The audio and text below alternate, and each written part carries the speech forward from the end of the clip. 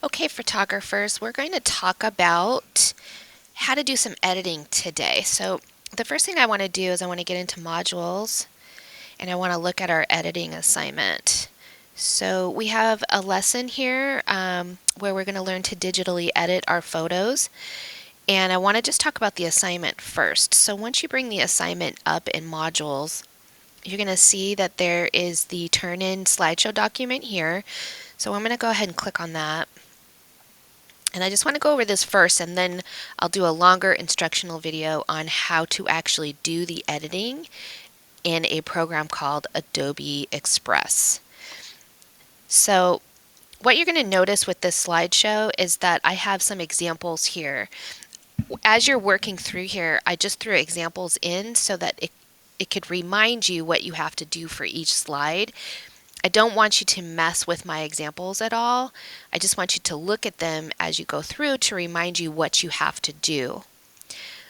You are not to just watch this slideshow and then try to just work from the slideshow. I actually do want you to watch the Adobe Express instructional video so you can see how to do these different topics here. Okay, so I'm going to start with the cropping. There's only a few tools in the Adobe Express program I want you to learn how to use that are pretty universal for doing great editing on your photos. And actually you can do photo editing on your phones also, but I'm not going to do any instructional videos on that. You can always Google how to do phone editing for your photos. The idea with editing is that all the programs that you use are pretty standardized. So once you learn how to edit on Adobe Photoshop, you can also do it on your phones as well. So just going through here, this first video is about cropping. And you can see my example here. Here's my original photo, and a crop just means that you're making something a little bit smaller and you're just taking a piece of a photograph and making another photograph from it. So you can see here's my original and then here's my edited version. And then on this slide you can see that there's a spot for you to also put your original photo and then your edited photo.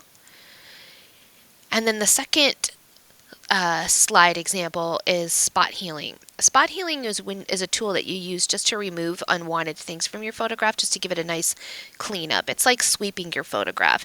So you can see here's my cropped photo, and this is a picture I took at Huntington Gardens in California, in Pasadena, California. And I believe that these were probably coins in here, but there was a lot of them, so I just circled them in this original photograph so you could see that I just very easily spot healed them out in this photograph to make it a little cleaner. I actually like these. I think they provide some nice color, and it is a koi pond. So in general, I wouldn't take these out, but I used this photograph just to show you how easy it could be to do that. And then that's what I'm going to want to see from you. I'm going to want to see an original photo and then an edited photo.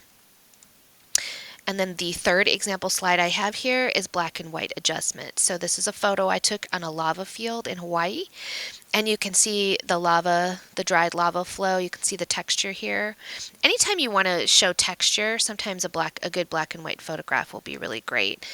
So I have this nice little texture lava, and you can see I've dropped it into a black and white filter on Photoshop, but it made it way too bright. When things are too bright, it kind of washes out the image. So you can see here what I did to compensate for that is that I did some black and white contrast adjustments, and then this is more of what a good black and white photograph should look like. So when you do yours, I want to see an original photo and then the edited photo. So I want to see like an original color photo, and then I want to see it dropped into black and white and it edited. Please be careful you're not going too dark or too bright.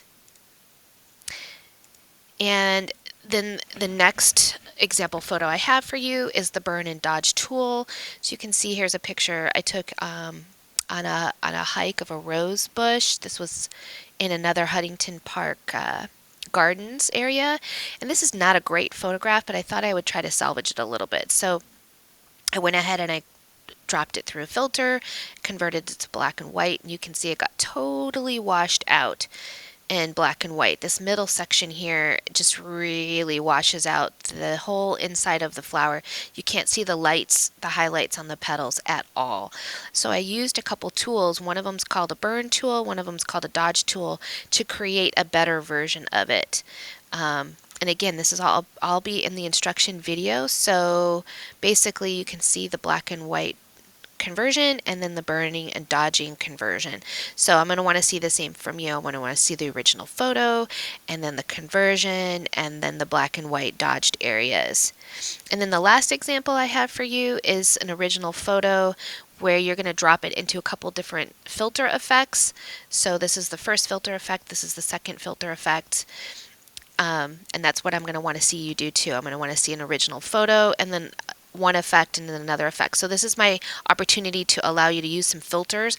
I don't want your two effects to look too similar though. So make sure that you're choosing two different filter effects that are very, very different and provide some variety here. And that's it. That's just a brief introduction to what you have to do for this assignment. So basically you're going to be inserting 1, 2, 3, 4, 5, 6, 7, 8, 9, 10, 11, 12 photographs for this assignment. Please follow the instructions very carefully.